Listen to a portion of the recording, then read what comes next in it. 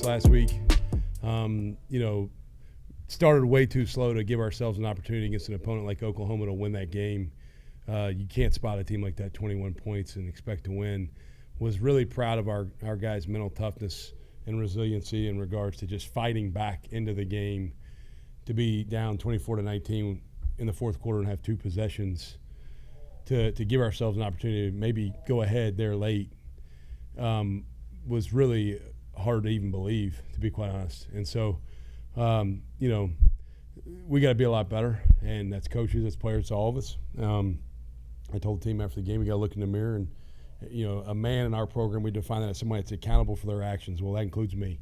So it starts with me. I looked in the mirror and figured out what I could do maybe better to serve our team and help our players develop, and maybe our team get better. We got a real test this week, the in-state game. Always good to play in-state opponents, and a lot of familiarity. A lot of our staff's coached against Louisiana and Lafayette the last 2 years. They have been really good. They're really big. They're really physical. They're really athletic. They got three great running backs. Going on the road will not be easy over there. They've had a really good run at going to bowl games for a bunch of years in a row now. And so the success they've had is impressive, and it'll be a great test and a great challenge for us. So with that, we'll open up to questions. Coming off two big-time opponents, obviously on the schedule at least. Yeah. Is this game as much about your mindset as anything out of your team being prepared mentally for a game like this? Hey, they kind of all are. I think like Kansas State let that one get away the way we did. I was probably really worried about the mindset getting ready for the next one. Picking yourself up off of a crushing loss, just the way it went down.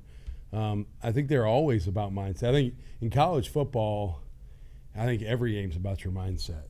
I think we're dealing with young men who are learning to become grown men, and I think that your mental approach to everything matters. And so the mindset in this game is critical. They're coming off of a bye week. We're battle tested, pretty rugged the last few weeks. Some of that's good, some of that's got some bumps and bruises, but we've played really good competition. So we just have to be prepared to play. I talked to our team about there's three things it takes to win a game. You have to be focused on what you're doing. You have to have the right amount of passion and emotion to play the game the right way. And you have to be mentally tough. And so all three of those components matter. Are you focused on doing your job? Are you passionate about doing your job? Are you mentally tough with the ebbs and flows of the game? And we've got to be prepared because this is a really good team. This team's got talent. You look at them across the board. In 22, when we played against them, I walked out on the field pregame and I was like, all right, who are we playing today? Like, these guys don't look like a Sun Belt team. They just didn't. And they had big dudes, especially on the front, and they still do. And so we've got to be really ready for the physical battle because they're really good physically. I know it's a cliche, the close only counts in horseshoe and hand grenades, but how do you balance the emotion of being one score in the fourth quarter of two top 25 teams, knowing that you are right there, possibly winning a game, but also balancing the fact that you're only 3 games into a season with a new team and you are right there with two top 25 teams? No, I told our team Monday when we met to kind of recap the last game and get into the next game. And I say this all the time, but losing's not okay. Anybody that tells you it is, they're a loser, and get away from them. It's not okay. And so I'm not a big believer in a moral victory. That doesn't fly with me. But I also did remind them, hey, I think one of the opponents in the last 2 weeks was 13th in the country now, or maybe 15th, or the other one is, I don't know. And I told them, guys, you were right there in position to win both games in the fourth quarter as a team. But I could pull up 20 plays where Tulane beat Tulane. We didn't have to have the other opponent beat us.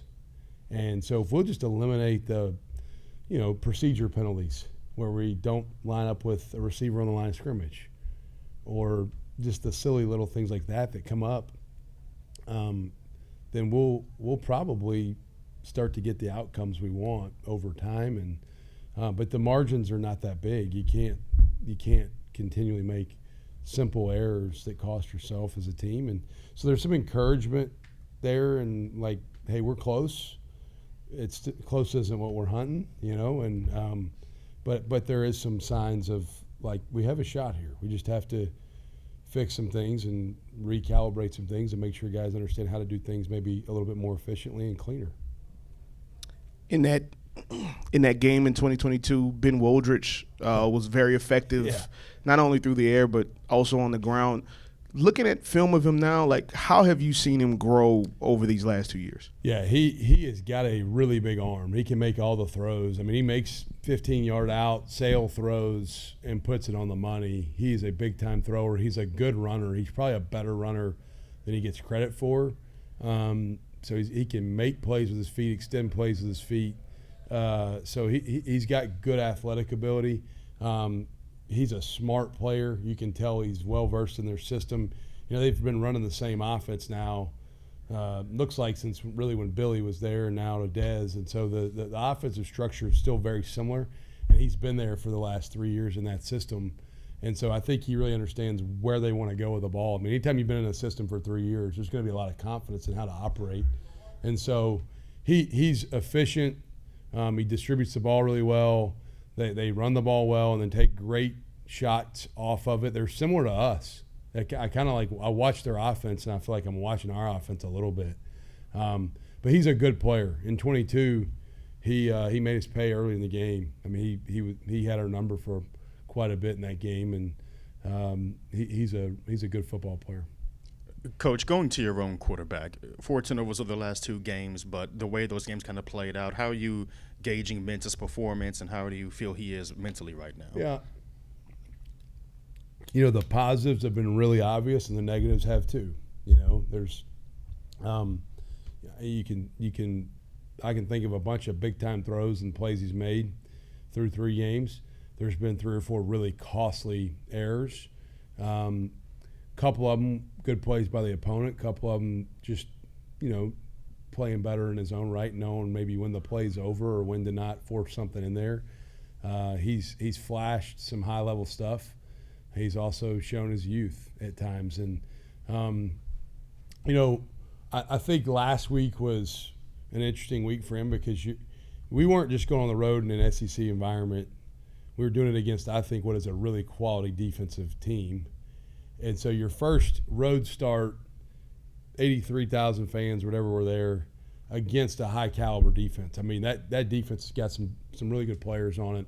They're extremely well coached. I think Brent does a great job on defense, and his defensive staff's top-notch. And so they present some issues structurally and with their players and with the crowd noise and the environment. So he was thrown into the fire a little bit. I was probably more nervous for him going to that game than I was for his first start at home against Southeastern because it's like this is a different beast he's going against. And so I think he's done some really good things. He's got to grow quickly. The maturation process is not friendly or kind in this game. You have to grow fast, and I think he will. He's got a short memory on negative things. He's able to bounce back positively. He's got a great demeanor at practice. I think other guys gravitate towards how he carries himself, and I think he'll respond well to where he's going and where he needs to go next. Right, and furthering it, of course, you knew kind of what you were signing up for, making redshirt freshman your starting quarterback. The way his demeanor has been through the adversity the last 2 games, how much does that increase your confidence in him? Yeah, look, we knew no matter who the starter was, there's going to be a new starter here, right? Like Michael Pratt's not walking through the door. And so either way, it was going to be a new starter. You've got a new starter who's a youngster. I mean, he's played 3 college football games now. All right, so and that's not making an excuse for him, but that it is what it is. And so I think the best thing about him is he's hard on himself. He got frustrated on himself some Saturday. I mean, he was down on himself a little, but he's got a quick bounce back. I mean, he's got a positive outlook. His demeanor's the right way. I grabbed him once on Saturday after a negative play, and I kind of felt his frustration and dejection maybe with a play or 2 he'd had, and I said, hey, you have no control over what's already happened. Move on. Like, that's gone. It's in the past. And so, but I'm proud of what he's done. Is there stuff to clean up? Yes, plenty of it. But I like the direction he's headed, and I like what he's about, and I think the guys believe in him because of how he practices and how he prepares and how he invests in the process of being ready to go. Can you talk about Bailey, the impression that you've had of Bailey since being on campus and just his impact on the defense? Man, he is awesome. He, I'll tell you this: we do awards. I don't announce them each week publicly, but we do a offensive player of the game, defensive player of the game, special teams player of the game. Then we do a job taker award each week, which is a look team guy for all three phases. We don't call it a scout team award. We call it a job taker award because those guys are going to take somebody's job if they keep working the way they are. We also do a service award for somebody that has been active in community service for the week each week. And then we do a spirit award, and we name the spirit award for Devin Walker. It's the Devin Walker Spirit Award. We give it out every week in our team meeting. And Slim, as he's known around here, he got that award last week because after the targeting where he had to miss the rest of the first half and all the second half, man, his demeanor and energy and emotion and positivity on the sideline, and Kevin Adams, a young player who came in his absence, seeing Slim positively impact the guy that was coming in for him and how he's engaging with his teammates. They wear the GPS devices on the underneath their pads. Slim played a quarter and a half roughly on Saturday. He had 7,000 yards, which is a lot. Like, that's like playing in a game. Just showed you he was on the sideline running around, cheering his teammates on. That's who he is. He's got great work ethic. He's from Karen Crow, so this is kind of like going home for him. I went by Karen Crow High School in January, and I think if he wants to, he could probably be the mayor over there one day because everybody loves him. I mean, he's just a phenomenal guy. He has a great attitude. He's one of those guys, just being around him makes you better, and he's a great teammate. We talked about this with Southeastern, but just having those in-state games and guys being able to go against people that they play with, people that they played against. I mean, just how important is that even in the fabric of college football? Yeah, I love it. Schedules are done so far in advance. Like the schedule we're playing the next 3 or 4 years, I've had zero control or say in. I think the model here really should be, let's go play a P4, P2, an SEC team every year. Let's play a in-state FCS team, Southeastern, Nichols, Northwestern State, Grambling, Southern, whoever. And then let's play 2 that are, geographic, historical, maybe game matchups like a Southern Miss, a Louisiana Lafayette, a La Tech's not a bad one. Like, in-state's great. I think in-state games are great. I'd like to play everybody in the state. I think that's best for college football. I think it's best for the state of Louisiana. I think it's the right thing for our game. I think it helps promote Louisiana football. And so there's a lot of guys that know each other. Looking on their roster, like, I feel like a lot of these guys, I coached against them 3 years ago, but I think these matchups are good for our state and good for our programs, and I don't see any reason why we wouldn't play a schedule that's got that kind of matchup.